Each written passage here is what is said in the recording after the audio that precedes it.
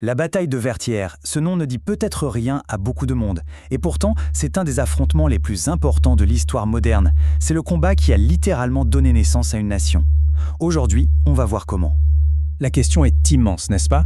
Comment une armée composée d'anciens esclaves a-t-elle pu battre l'une des plus grandes puissances militaires de l'époque? C'est vraiment la question au cœur de cette histoire incroyable. Une histoire de courage, oui, de détermination, mais aussi d'une soif de liberté qui était plus forte que tout. Pour bien comprendre Vertières, il faut qu'on remonte un peu le temps, qu'on comprenne le contexte. Il faut s'imaginer la colonie française de Saint-Domingue, une terre de profits absolument colossaux, mais dont toute la richesse reposait sur un système d'esclavage d'une brutalité qu'on a peine à imaginer. On l'appelait la perle des Antilles. Pensez-y, Saint-Domingue produisait à elle seule quasiment la moitié du sucre et du café qui étaient consommés dans le monde. Mais derrière cette façade de prospérité, il y avait l'exploitation, la souffrance de centaines de milliers d'hommes et de femmes. C'est de cette injustice fondamentale qu'est née la révolte. Et les objectifs des révolutionnaires, eh bien ils étaient simples, mais en même temps absolument radicaux.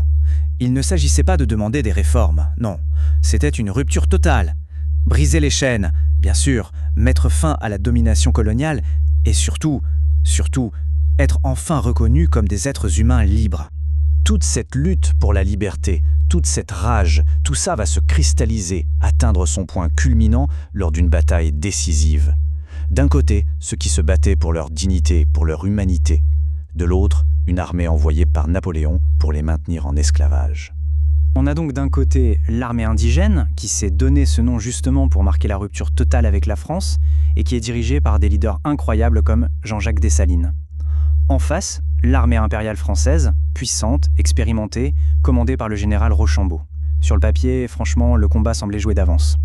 Imaginez la scène. On est le 18 novembre 1803, le lieu Vertières. Et ce n'est pas un lieu anodin, loin de là. C'est un fort stratégique qui contrôle l'accès au Cap Haïtien, qui est à ce moment-là le dernier grand bastion français.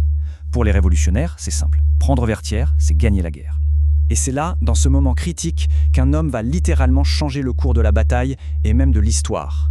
Son nom, c'est François Capoise, mais tout le monde le connaît sous son surnom Capoise la mort. Ce qu'il a fait ce jour-là, c'est entrer dans la légende. En avant, en avant! Il faut imaginer ce cri qui déchire le chaos du champ de bataille, sous une pluie de boulets de canon. C'est la voix de Capoise la mort. Il galvanise ses hommes, il les entraîne, il les mène à l'assaut contre des positions fortifiées. Et regardez ce qui se passe. Au cœur de la charge, un boulet de canon fauche son cheval, qui s'effondre. Capoise tombe avec lui. On pourrait croire que c'est fini, mais non. Il se relève aussitôt de la poussière, il ignore complètement le danger, brandit son épée et continue de crier à ses hommes de le suivre. C'est un acte de bravoure à l'état pur. Et là, il se passe quelque chose de surréaliste, de totalement impensable. Les soldats français, depuis leur fortification, sont tellement sidérés par cette scène, par cette bravoure, qu'un ordre est donné, cessez le feu. Le combat s'arrête, et pendant un instant, les soldats français se mettent à applaudir leur ennemi. Un moment de respect incroyable au milieu de la violence. Ce geste de Capoise la mort, cet acte de courage fou, ça a été comme une étincelle qui a mis le feu aux poudres. Ça a enflammé toute l'armée indigène. Cet élan a été le catalyseur qui a rendu l'impossible possible. Le résultat, il a été sans appel. À la fin de cette journée sanglante, les positions françaises étaient tombées les unes après les autres. La victoire était totale. Le général Rochambeau n'a eu aucun autre choix que de capituler. C'était la fin effective de la domination française. À partir de là, tout s'est enchaîné à une vitesse folle. La victoire de Vertières a tout accéléré. Le 18 novembre, c'est la victoire militaire. Moins de 2 mois plus tard, le 1er janvier 1804, c'est la naissance politique d'une nation, Haïti. Mais la portée de Vertières, elle dépasse, et de très loin, le simple champ de bataille. Cette victoire, elle a envoyé un message au monde entier, un message qui résonne encore très fort aujourd'hui. Et voilà pourquoi ce moment est absolument fondamental dans l'histoire mondiale. Grâce à cette victoire, Haïti est devenue la toute première république noire indépendante. C'était un symbole d'une puissance inouïe, une affirmation que la liberté et l'autodétermination n'étaient pas le privilège d'une seule couleur de peau. Alors, qu'est-ce qu'on retient de Vertières aujourd'hui? Je crois qu'il y a au moins 3 leçons fondamentales. D'abord, que la liberté n'est jamais donnée. Elle se gagne, et souvent au prix de sacrifices immenses.